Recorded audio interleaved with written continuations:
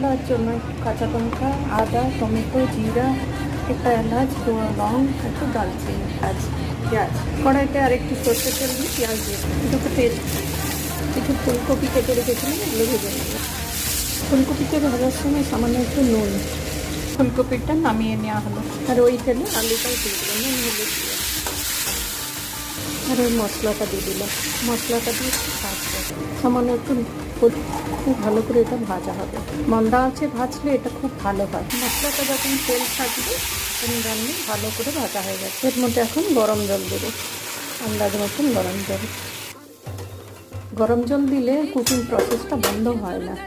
আলু আমাদের 70% বয়েল হয়ে গেছে, এখন ফুলকপিটাও দিয়ে দেওয়া হবে। তরকারি এখন আমাদের থাকতে হবে 3-4টা কাঁচা লঙ্কা ছেড়ে দিয়ে। ফুলকপি নরম হয়ে গেলে তখন মাছগুলো ছেড়ে দেবো। নামানোর আগে একটু ধনেপাতা ছেড়ে দিই।